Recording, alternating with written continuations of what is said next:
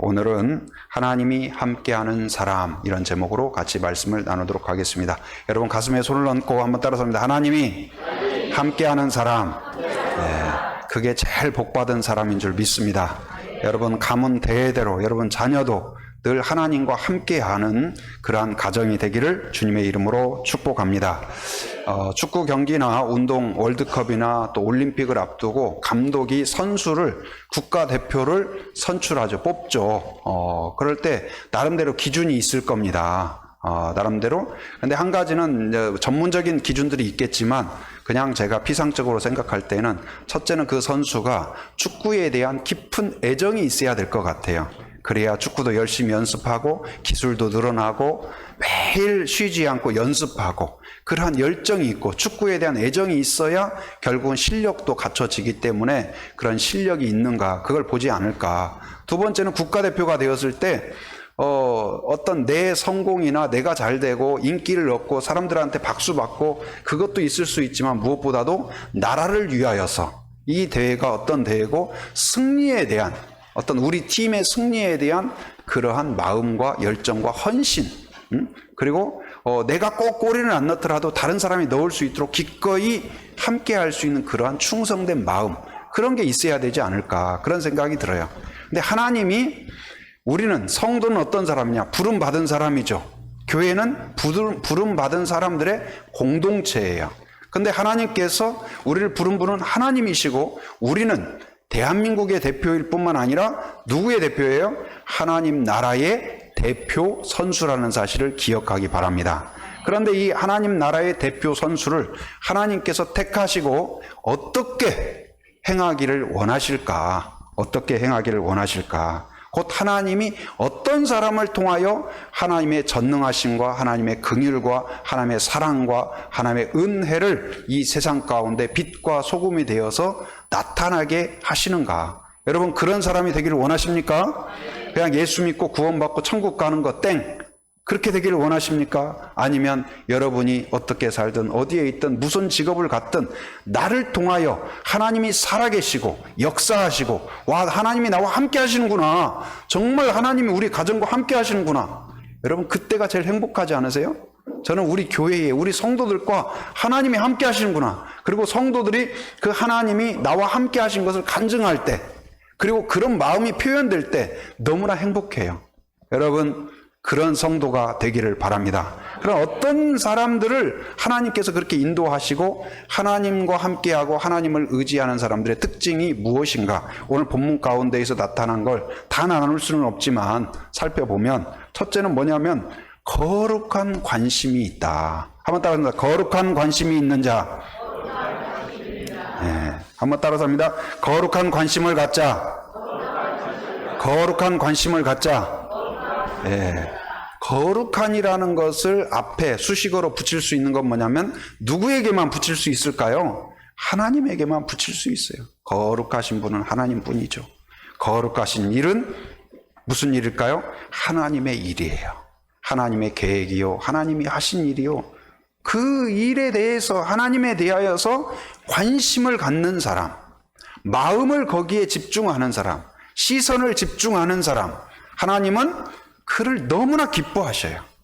여러분 태어난 아이가 조금씩 자라서 막 태어나면 엄마가 누군 줄도 모르고 시력도 없다고 하잖아요. 안 보인다고 하잖아요.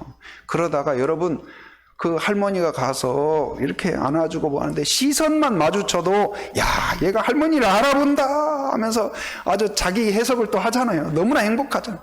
또 어떻습니까? 옹알이 애기한테 막 말을 시켜요.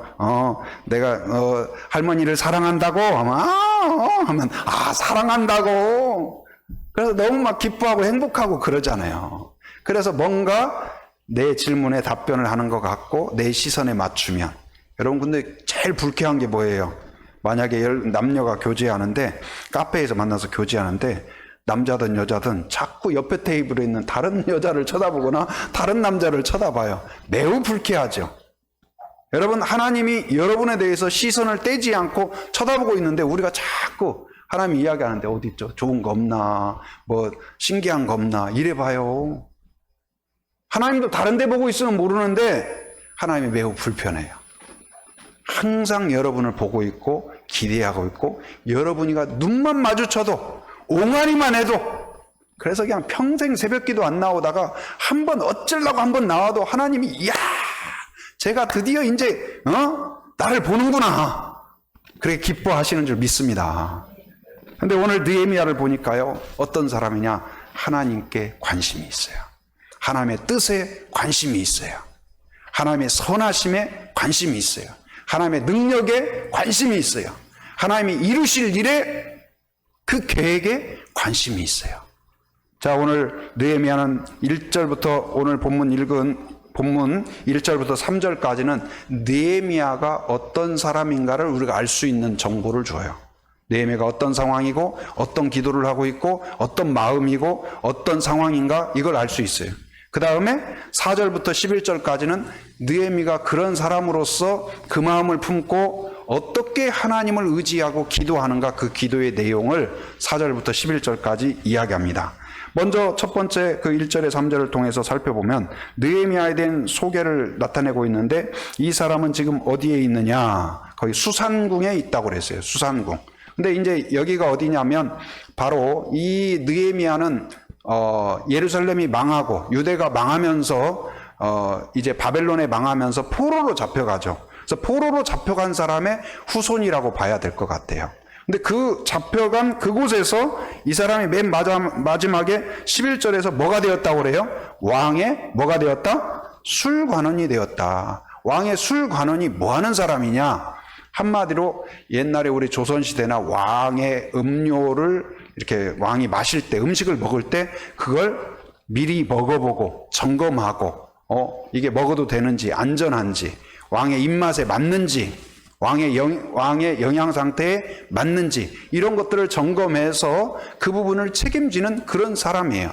근데 단지 음료에 독이 있는가 없는가를 살필 뿐만 아니라 음료가 괜찮은가 영양가가 있는가 그걸 살필 뿐만 아니라 평소에 왕이 술을 마시거나 음식을 먹을 때 옆에 앉아서 대화도 해주고 말벗도 해주고 그리고 중요한 정책적 결정을 할 때 물어보는 거예요. 네 생각은 어떠냐? 그러면 그 술관원이 옆에서 정직하게 진심으로 조언해주고 어떤 바른 결정을 할 수 있도록 도와주는 그런 조언자 역할을 해요. 자, 그렇다면 이 사람은 왕에게 신임을 받는 사람일까요? 아닐까요? 매우 신임을 받는 사람이에요.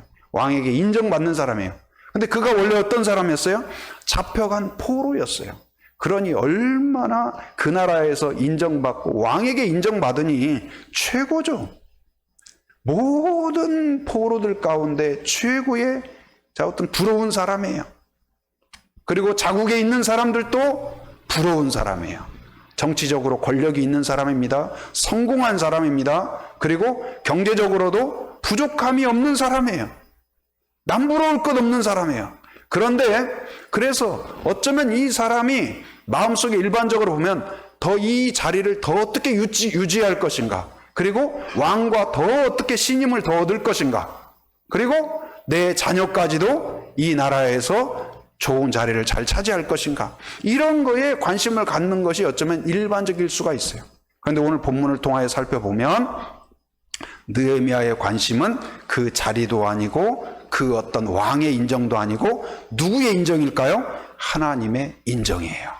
그리고 하나님의 뜻이 어디에 있는가. 그래서 지금 이스라엘이 어떤 상황이냐, 이제 BC 586년, 옛날에 우리 PC 중에 뭐 버전이 있었잖아요. 그래서 586 PC가 있었잖아요. 근데 유대가 멸망한 게 언제냐면 BC 586년.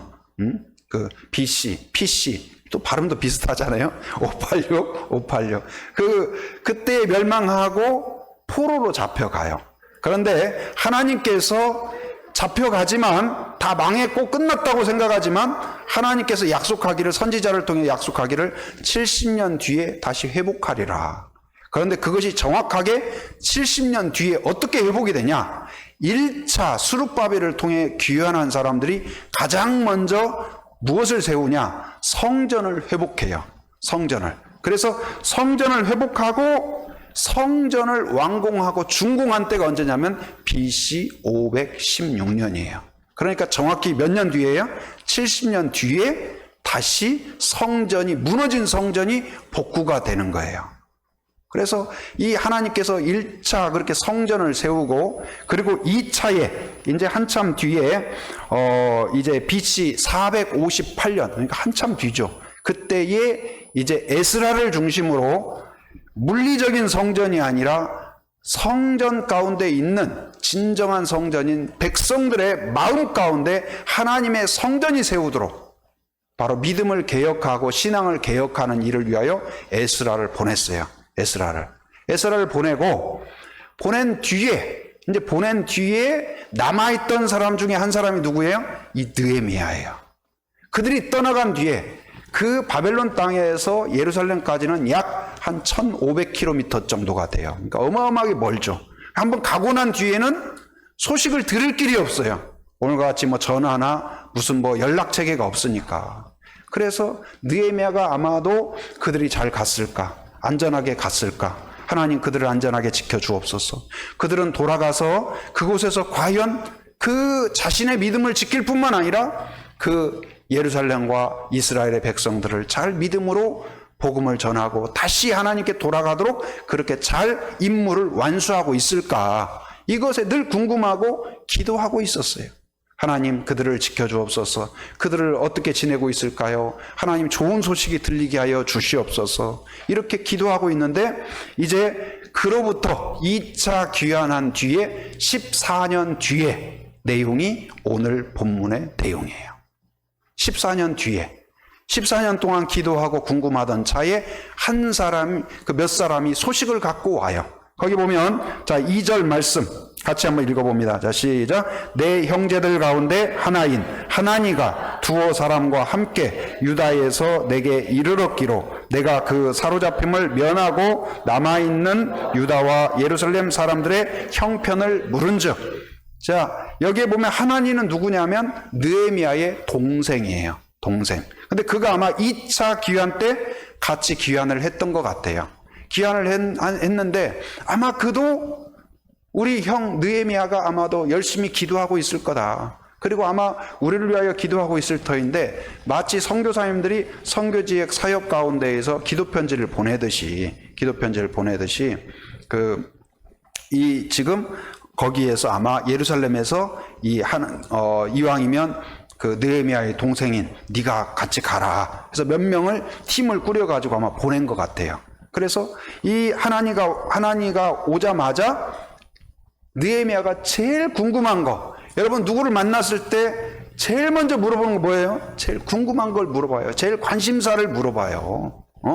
누가 예를 들어서 딸이 남자친구를 데려와서 엄마 제 남자친구 요즘 사귀고 있어요. 그러면 뭐 물어보겠어요? 관심사를 물어보는 거 아니겠어요? 여러분 뭘 물어봅니까? 돈 많이 버냐? 아니면 뭐 학교 어디 나왔냐? 그런 거 물어보겠죠. 그러나 우리가 신앙인들 중에서 예수는 믿냐? 아마 많은 분들이 그것을 궁금해 할 거예요. 아, 엄마 걱정하지 마세요. 저도 그걸 제일 중요하게 봐요. 하나님을 얼마나 사랑하는지 몰라요.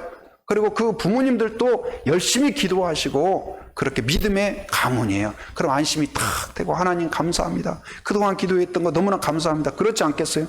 근데 그래서 느헤미야가 동생이 왔을 때 너 잘 지내냐? 가서 성공했냐? 잘 먹고 잘 사냐? 그것이 아니라 제일 관심사인 하나님의 뜻과 계획이 예루살렘에서 어떻게 이루어지고 있는가? 그들이 과연 가서 하나님이 주신 사명을 잘 감당하고 있는가? 그것이 궁금한 거예요. 그래서 물었어요. 물었더니 어떻게 답해요? 기대와 달리 그곳에서 어떻게 하고 있다? 바로 거기에서 큰 환난을 겪고 있다는 거예요. 어려움을 겪고 있어요. 자기 믿음 지키는 것도 쉽지 않다는 거예요. 가서 뭐 전도하고 선교하고 뭐 일으키고 사람들을 일깨우고 돌아오게 하고 막 예배가 왕성하고 그런 건 둘째치고 내 믿음 지키기도 어렵고 생존도 지금 쉽지 않다. 그리고 능욕을 받고 있다. 가서 하나님께 돌아와야 됩니다. 하나님을 의지해야 됩니다. 그렇게 우상숭배와 같이 하면 안 됩니다. 그러니까 사람들이 야 너나 잘해. 그리고 우리 지금까지 계속 이렇게 살아왔어. 아무 일도 없었는데 뭐 우리 이제 이렇게 사는 거야. 너 지금 와가지고 뭘 모르는가 본데? 분입 파악 못하는 건데? 그렇게 이야기하고 오히려 그들이 하나님의 뜻과 계획과 사명을 전했을 때 받아들이기보다는 조롱을 하고 이런 거예요. 그리고 예루살렘 성은 어떻다? 성전은 지어졌지만 여러분 마치 건물을 지었는데 창문도 못 달고 출입문도 못 달고, 그러니까 막 동물들이 들어오고 예배 드리는데 제비가 확 날라들어가요. 뭐 까마귀가 돌아가지고 막 왔다 갔다 돌아다닌다든지 그런 광경이에요. 그러니까 이게 제대로 된 것이 없는 이런 상황이에요. 그래서 그 일을 가지고, 그러다 보니까 그 일을 듣고 바로 그 마음을 가지고 간절히 기도한 내용이 바로 4절부터 11절까지 내용이에요. 여러분, 성도는 어떤 사람이 되어야 될까요? 하나님께 관심을 갖는 사람이 되어야 될 줄 믿습니다. 우리가 작은 관심이라도 갖고 하나님을 바라보고 하나님을 의지하고 하나님의 뜻과 계획을 사모하며 나아갈 때 하나님은 우리가 상상할 수 없는 계획과 은혜의 역사를 이루어 주셔요. 제가 과거에 들은 그런 간증인데 그 책에서 읽은 내용인데요. 실화라고 해요. 아프리카에 파송된 선교사님이에요. 아프리카에 영국에서 파송돼 가지고 40년 이상 사역을 하신 노 선교사님이 되신 거예요. 가서 이제 아프리카는 동네가 멀리 떨어져 있으니까 자동차를 운전해서 가야 되는데 그 길이 홍수가 한번 나고 나면 길이 없어지기도 하고 뭐 무너지기도 하고, 그래서 운전하는 것이 이게 보통 일이 아니에요. 비포장이라 막 출렁출렁하고, 또 이분이 나이가 드시니까 눈도 잘 보이질 않아요. 그리고 전도하러 가려고 보면은 물품이 많아요. 나눠줄 것도 많고, 가서 또 뭐 영화 상영도 하려면 막 영사기에 뭐에 또 약품도 있고 전도용품도 있고 짐이 많아요. 근데 이게 젊었을 때는 상관없는데 나이가 드니까 짐을 싣고 또 내리고, 그리고 차가 못 들어가는 지역에서는 그걸 또 들고 옮겨야 되는데 한 번, 두 번, 세 번 나르다 보면은 이건 뭐 가서 선교하기도 전에 파김치가 되는 거예요. 그래서 기도하던 끝에 이분이 편지를 보냈어요. 본국으로, 선교회로. 내가 여차여차해서 지금 선교하고 있는데 이제 나이가 들다 보니까 눈이 잘 보이지 않는다. 운전을 해야 되는데 길이 험해서 내가 이제 힘으로 운전대를 제어하기가 쉽지 않다. 그리고 짐을 이렇게 옮겨야 되는데 누가 좀 짐을 들어줄 수 있는 그런 사람, 도와줄 수 있는 사람이 있으면 좋겠다. 그래서 선교회에서 그것을 지역 신문에다가 광고로 낸 거예요.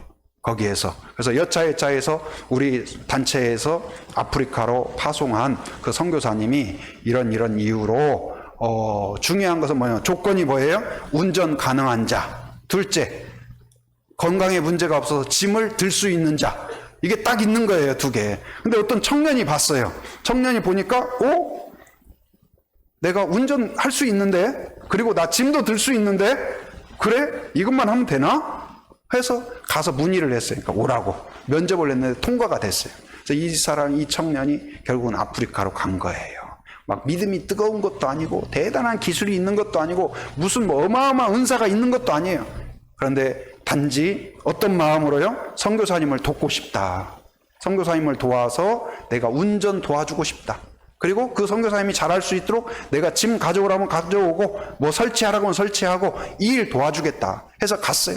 그때 선교사님하고 이제 오지를 들어갑니다. 그러면 이 청년이 운전하고 선교사님 옆에 있으면서 또 오손도손 대화 이야기하고, 어떤 마을에 가면 이 마을이 어떤 마을이고 그동안 하나님께서 이 마을에 어떤 은혜를 주셨고, 또 그 동네 가면 누가 있고 누가 어떻게 예수님을 만났고 누가 아직은 거부하고 있고 누구를 위해서 기도하고 있고, 이런 이야기를 계속 듣는 거예요. 이 마을 가면 이런 이야기, 이런 간증, 저 마을 가면 저런 이야기, 저런 간증. 그리고 가다가 또 무슨 문제가 생기면 선교사님이 또 같이 기도하자 그러면 같이 기도하고, 그렇게 해서 1년 가고 2년 가고 매일 운전해주고 집 날려주고 간증 듣고 기도하고 그러는 중에 한 10년 정도가 지난 거예요. 그런데 그 선교사님한테서 본부에 편지가 왔어요. 나는 이제 나이가 많이 들어서 이제 50년이 된 거잖아요. 더 이상은 사역하기가 쉽지 않습니다. 그런데 저는 하나님께 너무 감사합니다. 하나님이 이 사역, 내가 해왔던 이 사역에 하나님께서 나를 이어할 수 있는 사역자를 이미 예비하셨다는 사실입니다. 그런데 그 이름이 누굴까요? 그 단체에서 파송한 운전 도와주는 사람, 짐꾼으로 파송한 그가 그 선교사님의 50년 사역을 잇는 그 후임 선교사로 요청을 한 거예요. 할렐루야. 단지 운전 도와주고 싶다. 아니면 집 날려주고 싶다. 여러분, 하나님이 쓰시는 사람은 뭐 위대한 사람, 어마어마한 실력을 가진 사람, 천재, 이게 아니에요. 하나님을 위해서 내가 오병이어라도. 여러분, 꼬마가 오병이어를 가져왔을 때 예수님이 얼마나 감동했을까요? 이야, 다른 사람들은 뭐 먹을 게 없었을까요? 어른들은 생각이 복잡해요. 이거 주고 나면 다 먹을 게 없는데 왜 나만 줘야 돼? 저기 저 장모님도 계신데 장모님도 아무것도 안 하는데 왜 내가 해야 돼? 저 권사님도 계신데 그런 생각을 어른들은 했을지 몰라요. 애는 그냥 예수님이 필요하다고 하니까 그냥 예수님 혹시 이거라도 괜찮아요? 가져온 거예요.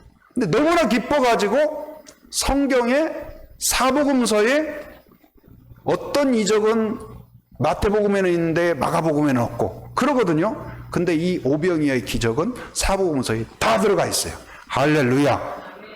그 마음을 하나님이 기뻐하신 거예요. 여러분, 우리가 위대한 일을 해서 기뻐한 것이 아니라 그 시작은 뭐예요? 하나님께 초점을 맞추는 거예요.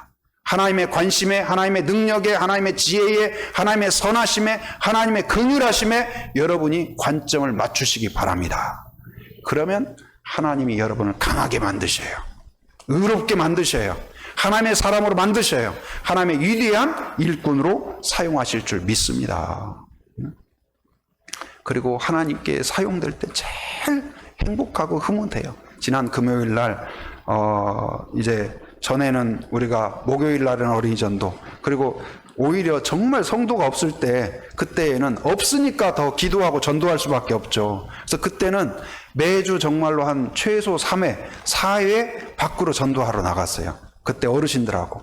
근데 오히려 성도가 그때보다 많아졌는데 다 바쁘시고 다 없고 저도 그냥 어떻게 보면 그때보다 더 막 내가 더 정말로 하나님과 하나님 뜻에 내가 그런 관심과 열정이 있나? 저도 말씀을 준비하면서 다시 한번 돌이켜봐요.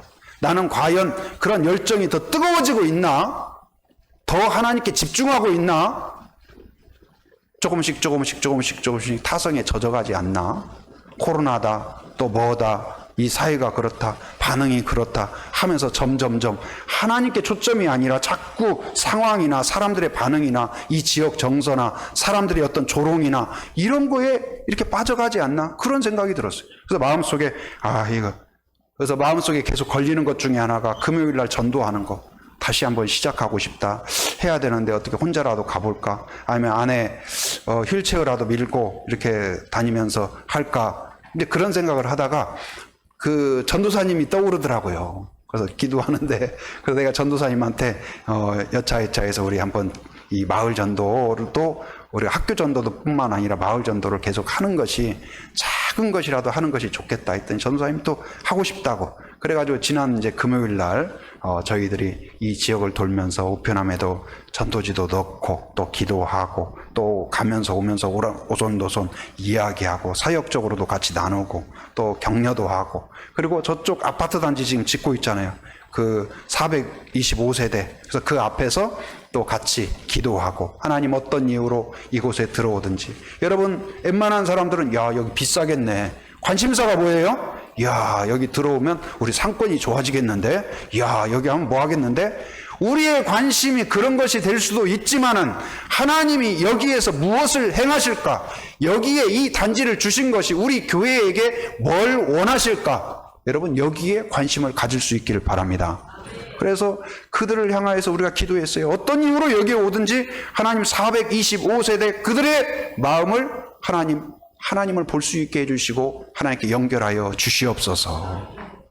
그래서 이제 같이 기도하고 쭉 돌면서, 그런데 너무 흐뭇해요. 1시간 정도 돌았는데 막 기분이 너무 좋더라고요. 근데 그날 또 감사한 일이 있었어요. 그날 이제 우리가 전도하기로 결단한 날인데 오전에 누군가가 사무실을 똑똑똑 해요. 그래서 문을 열었더니 어떤 분이 인사를 해요. 그래서 우리 성도들은 아니시고, 그랬더니 몇 주 전에 이 앞에서 이렇게 잠깐 인사했다는 거예요. 생각나니까 어떤 분이냐면 집을 보러 다니시는데 그분이 이제 교회가 있으니까 빼꼼히 이렇게 쳐다보시는 거예요. 안녕하세요 인사를 했더니 제가 지금 집 찾고 있는데 이쪽에 이사 오면 교회 올게요 그랬어요. 그래서 이제 그러세요. 그래 이사하시고 꼭 오세요. 그랬어요. 근데 그분이 다시 오신 거예요. 다시 오셨어요. 근데 전에 제가 그분과도 그런 이야기 나눴는데 여기 이 건물이 없을 때는 여기서 딱 보면은요 바다가 보였어요. 제가 그래서 강단에서 설교하면서 바다를 보는 교회는 우리 교회밖에 없다. 근데 앞에가 딱 가려가지고 이제는 저 벽이 보여요. 그래서 제가 건축할 때 그 건축하시는 그 사장님한테 아니 우리 교회 시야를 다 가렸다고 그랬더니 그분이 하시면 목사님 걱정하지 마세요. 여기 이사 온 사람들 구름대처럼 몰려올 겁니다. 저보다 믿음이 더 좋아요. 제가 그분을 축복해 주는 게 아니라 그분이 저를 축복해 주고 제가 아멘을 안 할 수가 없어요. 아멘. 교회도 안 다니신 분이 그렇게 축복을 해줘요. 그래서 아멘 그랬어요. 근데 그 뒤로 사람들이 입주를 했는데 한 사람도 안 오는 거예요. 그분이 그냥 한 말인가. 근데 드디어 그분이 오신 거예요. 여러분 팝콘이 하나 튀기 시작하면 계속 튈 줄 믿습니다. 할렐루야. 여러분 저는 그게 우연이 아니라 우리가 하나님께 관심을 갖고 뭔가 한번 다니엘서 1장 8절에서 하나님의 뜻대로 살고 싶다. 아직 행하지도 않았어요. 관심을 갖고 결단을 내린 것만 가지고도 하나님이 기뻐가지고 그에게 은혜를 내리셨다고 그랬어요. 하나님 우리가 완수해야 복을 주는 게 아니에요. 시선만 마주쳐도 마음만 결단해도 하나님이 은혜와 복을 주실 줄 믿습니다. 그리고 어제도 이제 토요일이죠. 식사 준비를 하는데 이제 뭐가 막 깔깔깔 웃고 막 웃음소리가 나길래 제가 이제 설교 준비에다가 나가봤어요. 그랬더니 저한테 먹을 복이 있대요. 한라봉을 갖다 놓고 이제 목사님 드시라고. 그래서 이야기하는데 우리 권사님 한 분이 간증을 해요. 얼굴이 굉장히 이렇게 좋아 보이고 행복해 보여서 권사님 요즘 굉장히 행복해 보인다고 그랬더니 제가 행복하지 않을 수가 없다는 거예요. 그래서 저는 어디 로또가 됐는가 했어요. 그랬더니 하시는 말씀이 그 가족 간에 그동안 갈등도 좀 있었는데 이제는 기도하다 보니까 그 갈등이 문제가 아니라 오빠와 동생이 나처럼 예수님을 믿었으면 좋겠다. 그 마음이 들어서 기도하고 권면하고 축복했는데 그 오빠와 동생이 조금씩 그 새언니도 마음이 누그러지는 것 같아서 너무나 행복하다. 할렐루야. 여러분 목회자는 제일 행복한 때가 언제일까요? 성도들이 관심을 하나님께 둘 때, 하나님이 기뻐하는 일에 마음을 두고 하나님이 행하시는 일에 기뻐하는 모습을 볼 때 너무나 기쁜 거예요. 제가 기쁠 뿐 아니라 누가 기뻐하실까요? 하나님이 그 모습을 보면서 이야 춤을 주실 줄 믿습니다. 그러고 조금 있는데 또 카톡이 띠리릭 왔어요. 그래서 카톡이 설교 준비하다가 나중에 볼까 하다가 보니까 우리 집사님이 보냈어요. 그래서 무슨 내용인가 봤더니 목사님 출애굽기를 읽고 있는데 여차여차해서 성막에 대해서 뭐가 궁금하다. 그래서 제가 또 이제 답변을 약간 드렸어요. 제 나름대로 드렸는데 제가 그걸 보면서도 목사님 제가 이 지역 어디 집 살려고 하는데 부동산 어디가 좋을까요? 저한테 그런 거 물어보는 것이 아니라 성경을 읽고 있고 출애굽기를 읽으면서 성막과 그 모세가 얼마나 하나님을 사랑하고 사랑하는 마음으로 섬기려고 했던가 그 마음을 생각하면서 나도 어떻게 하면 더 하나님을 섬길까 하는 그런 마음이 느껴져 가지고 그 모습을 듣고 보는 제가 너무나 행복하고 감사한 거예요. 할렐루야. 여러분 복을 주실 줄 믿습니다. 하나님께 시선을 맞추시기 바랍니다. 여러분 하나님을 모르고 하나님께 관심이 없는 상태에서 기도하는 것은 허공에 기도하는 것에 불과해요. 하나님께 시선을 맞추지 않고 이야기하는 거. 여러분 누군가가 벽 보고 여러분 있는데 이야기해봐요. 들어주고 싶지가 않아요. 히스기야가 벽을 향해서 기도했다고 했잖아요. 그건 누구를 향해서 기도한 걸까요? 하나님께 집중하며 기도하는 거예요. 금식하며 기도하는 건 뭘까요? 모든 걸 끊고 하나님만 바라보며 기도하겠습니다. 모든 관심, 모든 열정, 모든 걸 다해서 하나님께 기도하겠습니다. 그 사람마다 하나님이 반드시 상상할 수 없는 은혜를 주셨어요. 그리고 간절히 기도하던 하나님 우리 민족을 긍휼히 여겨 주시옵소서, 예루살렘을 다시 회복하여 주옵소서, 평생 기도하던 느헤미야를 하나님은 어떻게 하셨을까요? 결국 3차 귀환할 때 지도자로 세우셔요.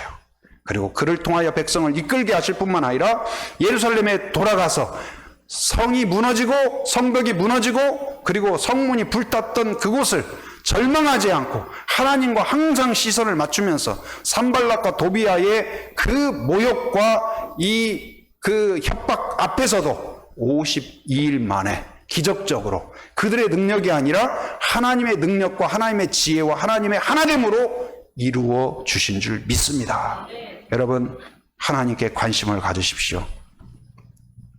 이 땅에 살지만 이 땅에 묻혀버리는 그런 사람이 아니라 여러분의 관심이 무엇을 먹을까, 무엇을 입을까가 아니라 먼저 그의 나라와 그의 의를 구하라. 하나님 나를 통하여, 우리 집을 통하여, 우리 가정을 통하여, 우리 교회를 통하여, 한국 교회를 통하여, 우리 민족을 통하여 무엇을 원하실까? 하나님의 뜻과 계획에 초점을 맞추고 관심을 갖는 여러분이 될 때 기도가 달라질 줄 믿습니다. 말씀이 여러분 마음에 박힐 줄 믿습니다. 하나님의 그 선하심과 위대하심이 마음의 최고의 용기와 위로가 될 줄 믿습니다. 하나님께 관심을 두시기 바랍니다. 왜요? 하나님이 여러분에게 최고의 관심을 지속하기 때문인 줄 믿습니다.